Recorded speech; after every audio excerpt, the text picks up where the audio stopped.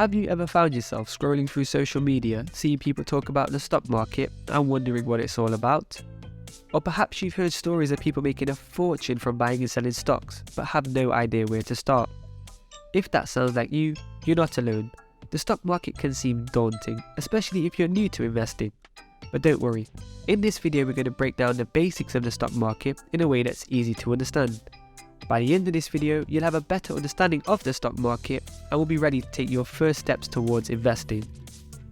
So without further ado, let's dive into the exciting world of stocks and investments.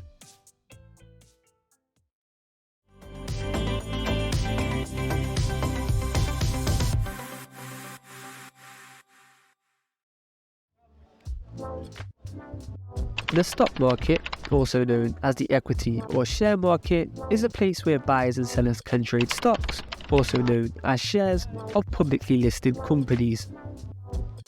Shares are units of ownership in these companies. When you buy a share, you become a shareholder in that company and have a claim on its earnings and assets. According to data from the World Federation of Exchanges, the total market capitalization of all the world stock markets was approximately $95 trillion as of the end of 2021. In terms of trading activity in the same year, the global stock market saw an average daily trading volume of around $375 billion. With such a massive amount of money flowing through the global stock market on a daily basis, it's clear that it plays a significant role in the global economy. But have you ever wondered why the stock market exists in the first place? For companies, the stock market serves as a platform to generate capital by selling their shares to public investors. By issuing shares to the public, companies can raise funds to finance their operations, expand their business, and invest in new projects. This can be a cost-effective way to raise large amounts of money without the need to take on debt or other sources of financing. The stock market also provides investors with an opportunity to invest their money in stocks of companies that they believe will perform well in the future. This allows investors to earn a return on their investment, either through the appreciation of the stock's value or through the payment of dividends by the company. But how does the stock market work? The stock market operates through stock exchanges, which are like marketplaces where investors can buy and sell shares of stock. These exchanges are typically open during regular business hours. The two main exchanges in the United States are the New York Stock Exchange and the National Association of Securities Dealers Automated Quotations, also known as the NASDAQ. Companies get onto stock exchanges by conducting an initial public offering, also known as an IPO. This is the first time they offer shares of their company to the public for purchase. To do this, they hire an investment bank to help them prepare for the offering and set the appropriate price for the shares. Once the shares are offered for sale, they can be traded on the stock exchange by individual investors and other market participants. But what are the different types of stock? There are two main types of stocks: common stock and preferred stock. Common stock is a type of stock that companies often offer to investors. When you buy common stock, you become a part owner of the company and have a claim on a portion of its profits and assets. If the company performs well and earns a profit, a common stockholder can benefit from an increase in the stock price and dividend payments. The amount of dividends you receive depends on the number of shares you own and the company's dividend policy. However, not all companies pay dividends to common stockholders, and some may reinvest those profits back into the business instead. Common stockholders also have the right to vote on important company matters, such as the election of the board of directors, mergers and acquisitions, and major changes to the company's policy. A preferred stock is a unique type of stock that combines features of both stocks and bonds. When you buy preferred stock, you're essentially lending money to the company. In return, you receive a fixed dividend payment at regular intervals regardless of how well the company is doing. Preferred stockholders generally have limited or no voting rights compared to common stockholders. However, they have an advantage when it comes to protecting their investment. In the event of the company facing financial difficulties and needing to liquidate its assets, preferred stockholders are typically paid back their initial investment before common stockholders. The price of preferred stock tends to be more stable and doesn't fluctuate as much as the price of common stock.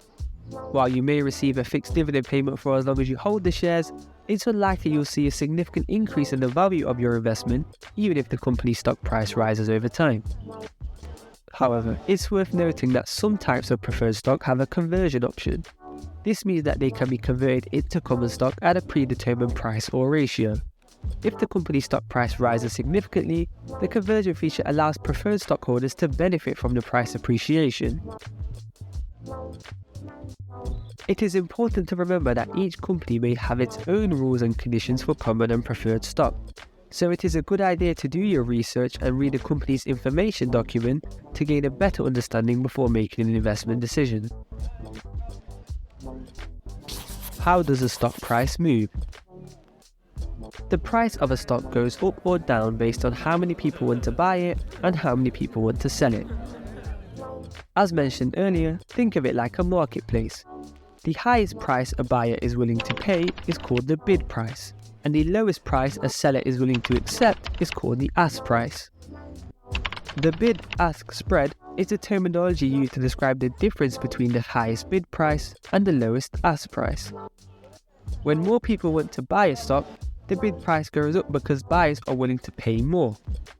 When more people want to sell, the ask price goes down because sellers are willing to accept less. The bid and ask prices change constantly as buyers and sellers enter their orders. When a buyer agrees to pay the ask price or the seller agrees to sell at the bid price, a trade happens and the stock price adjusts. To gain a better understanding of this, let's consider an example. Let's say the current highest bid price, the price a buyer is willing to pay, for Apple stock is $150 per share, and the lowest ask price, the price a seller is asking for, is $152 per share. This means there's a bid-ask spread of $2. Now, let's see how the stock price of Apple moves based on the bid and ask. If a buyer is willing to pay the asking price of $152, they match the lowest ask. A trade occurs, and the stock price adjusts to $152 per share. Alternatively, if a seller is willing to sell for $150, matching the highest bid, a trade happens and the stock price adjusts to $150 per share. Let's say there's a surge in demand for Apple stock and more buyers enter the market. Buyers are now willing to pay up to $155 per share, increasing the highest bid. Sellers, seeing the higher bid, may adjust their prices accordingly. As the highest bid increases to $155 and a seller agrees to sell at that price, a trade occurs and the stock price adjusts to $155 per share. On the other hand, if sellers become more motivated to sell quickly, they might lower their ask price. Let's say the lowest ask decreases to $148 per share. As a buyer decides to buy at the lowest ask of $148, a trade happens and the stock price adjusts to $148 per share. So, the stock price moves based on demand and supply of what buyers are willing to pay and what sellers are asking.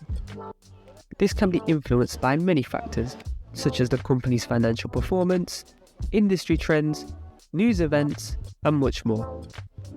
For example, positive news such as strong earnings or a new product launch can increase demand for a stock, while negative news such as a data breach or a management scandal can decrease demand and increase selling pressure, leading to a price drop.